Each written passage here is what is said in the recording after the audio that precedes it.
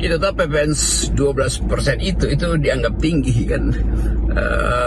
Ya ada orang yang bikin perbandingan, wah lebih tinggi di beberapa negara Eropa segala macam. Iya, tapi tax ratio mereka udah melampaui PPN-nya kan, itu perbandingannya tuh. Jadi soalnya adalah kemampuan untuk melihat daya beli itu. Jadi kalau dianggap bahwa ya nanti diistimewakan lah hanya barang-barang mewah, ya apa yang disebut barang mewah itu? Toh barang-barang mewah itu juga pasti harus dipreteli bagian-bagian mana yang disebut mewah itu. Kalau saya beli kaos misalnya, ya oke, kaos ini udah kena PPN itu karena nggak disebut sebagai kebutuhan dasar misalnya. Tapi bukan sekedar naik 1% kaosnya. Kalau saya cuci ini pasti rinsonya juga naik kan buat beli buat nyuci ini tuh, atau kerudung mak-mak yang dianggap ya itu nggak ada nilainya 1% cuman, iya tetapi ya mesti ada rinso untuk nyuci itu, mesti ada gantungan baju untuk jemur, pasti gantungan baju juga naik harganya kan. Semua itu bersifat total akhirnya, jadi beban pada pengeluaran kan, itu cara berpikirnya tuh. Jadi sekali lagi kita ada dalam kesulitan, dan protes rakyat tentu ada protes yang masuk akal.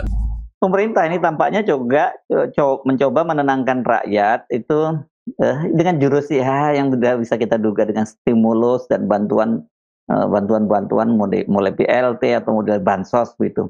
Tapi kan kita sudah tahu bahwa ini hanya jangka pendek dan tidak ada jaminan sewaktu-waktu bantuan-bantuan itu tidak dicabut, karena problem utama pemerintah ya kan APBN yang boncos akibat pembangunan infrastruktur ugal-ugalan di era Jokowi.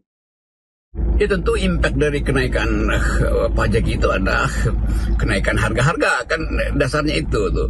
Lalu dicari cara bagaimana supaya mereka yang ada di ekonomi subsistens itu bisa bertahan tuh. Artinya bagaimana supaya nggak jatuh miskin, tidak lebih banyak orang jatuh miskin karena problem ekonomi makro, karena pajak dinaikkan. Jadi ini yang harus dipikirkan oleh Menteri Desa misalnya, Menteri Percepatan Pengentasan Kemiskinan. Kan mereka nggak tahu mau ngapain.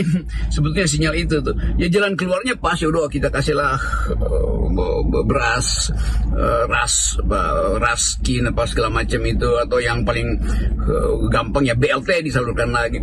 Tapi BLT itu bukan cara untuk mengentaskan kemiskinan kan, itu kemiskinan itu bagian dari akibat kebijakan kan, itu dasarnya tuh.